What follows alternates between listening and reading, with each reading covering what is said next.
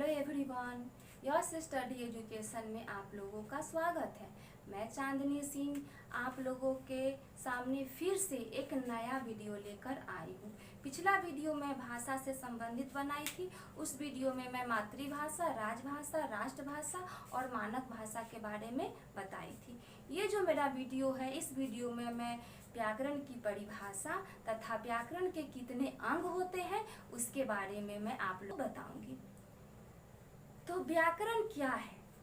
तो व्याकरण का शाब्दिक अर्थ होता है विश्लेषण करना। व्याकरण जो है भाषा के नियमों का विश्लेषण करके उसके रचना को हमारे सामने स्पष्ट करता है। तो एक बार मैं इसको बोर्ड पे मैं लिख के आप लोगों के सामने प्रस्तुत करती हूँ।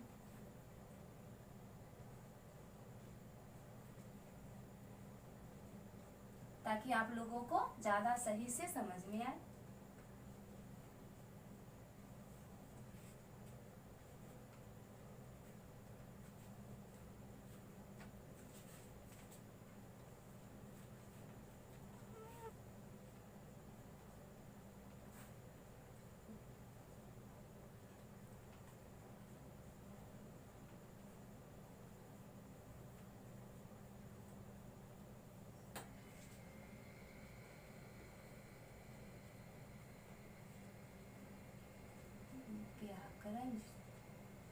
व्याकरण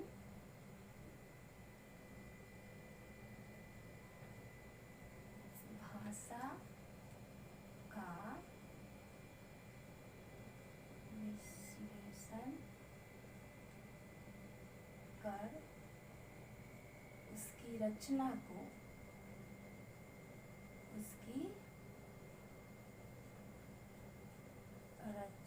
को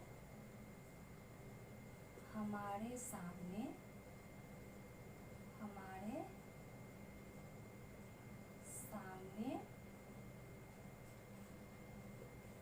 स्पष्ट करता है। व्याकरण का शाब्दिक अर्थ होता है विश्लेषण करना। व्याकरण जो है भाषा का विश्लेषण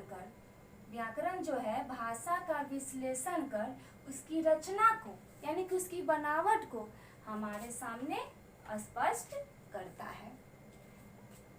इसकी परिभाषा हम दूसरे प्रकार से भी दे सकते हैं कि व्याकरण वह शास्त्र है जिसे पढ़ने से हमें भाषा के नियमों का ज्ञान होता है और जिसे पढ़कर हम शुद्ध लिखना, बोलना और पढ़ना जानते हैं। इसी उदाहरण के द्वारा हम आपको इस प्रकार समझाते हैं। जैसे मैं यहाँ पे एक उदाहरण लिख दी, सोहन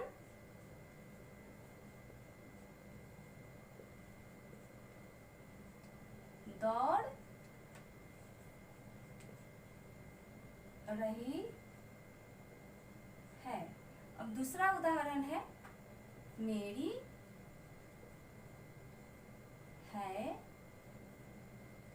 यह पुस्तक। और तीसरा जो मैं वाक्य लिखी वो मैं लिखी सीता, या फिर लड़का भी हो सकता है, लड़का छत में गिर गया। ये तीन जो मैं वाक्य लिखी, ये तीनों वाक्य व्याकरण की दृष्टि से अशुद्ध है। ये जो पहला वाक्य है सोहन दौड़ रही है, ये जो वाक्य है इस वाक्य में लिंग संबंधी अशुद्धि है। कौन सा अशुद्धि है? लिंग संबंधी। और ये दूसरा जो वाक्य है, मेरी है यह पुस्तक, इसमें जो है पदक्रम संबंधी अशुद्धि है। पदक्रम संबंधी, यहाँ पे पदों को सही तरीके से नहीं सजाया गया है। और तीसरा जो है लड़का छत में गिर गया, इस वाक्य में जो है कारक संबंधी अशुद्धि है। कारक संबंधी। तो इसका सही क्या होगा, व्याकरण की दृष्टि से सही क्या होगा, यहाँ जो होगा सोहन, जो लिंग संबंधी अशुद्धि है, यहाँ पे सोहन क्या है, एक लड़का है, और यहाँ पे क्या है, दौड़ रही है बना दिया है, तो यहाँ पे क्या होगा, सोहन दौड़ रहा है। दूसरा वाक्य है मेरी है यह पुस्तक। इस वाक्य में है पदक्रम संबंधी अशुद्धि है, तो यहाँ क्या होगा, यह मेरी पुस्तक है। सही वाक्य बनेगा इसका, यह मेरी पुस्तक है। अब लड़का, तीसरा जो वाक्य है, लड़का छत में गिर गया, तो यहाँ पे जो कारक संबंधी अशुद्धि है, देखिए व्याकरण इसे कैसे दूर करता है, लड़का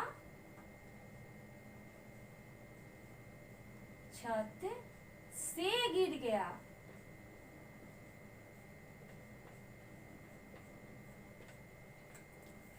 तो व्याकरण क्या है, व्याकरण जो है भाषा का शुद्ध रूप से, व्याकरण जो है हमें भाषा के शुद्ध रूप का ज्ञान करवाता है तथा भाषा के नियमों को निरूपित भी करता है।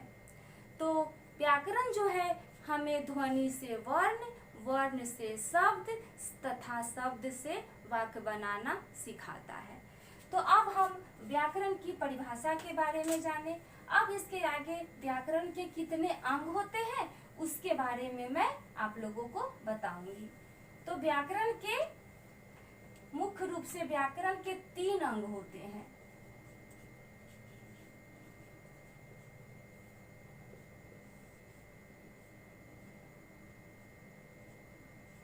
पहला जो हो गया वर्ण विचार।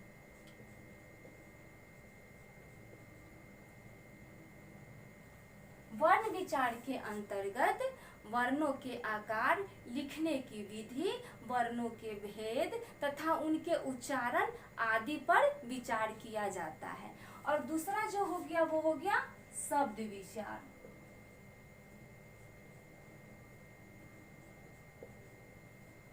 इसके अंतर्गत शब्दों के भेद तथा प्रयोग के आधार पर, अर्थ के आधार पर, उत्पत्ति के आधार पर और रचना के आधार पर शब्द विचार पर विचार किया जाता है। तथा तीसरा जो हो गया वो हो गया वाक्य विचार।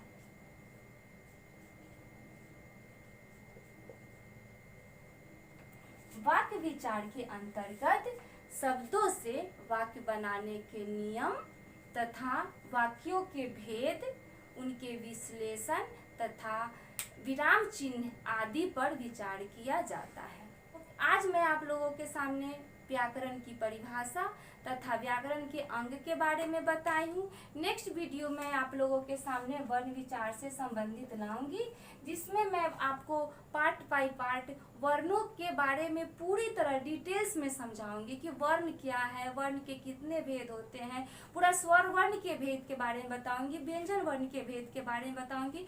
पूरी तरह मैं वर्ण के बारे में आप लोगों पर डिस्कस करूंगी, आप लोगों के सामने मैं डिस्कस करूंगी। उम्मीद करती हूँ आप लोगों को ये वीडियो अच्छा लगा होगा। अगर आप लोगों को ये वीडियो अच्छा लगा होगा तो प्लीज़ लाइक करें, सब्सक्राइब करें तथा शेयर करें। धन्यवाद।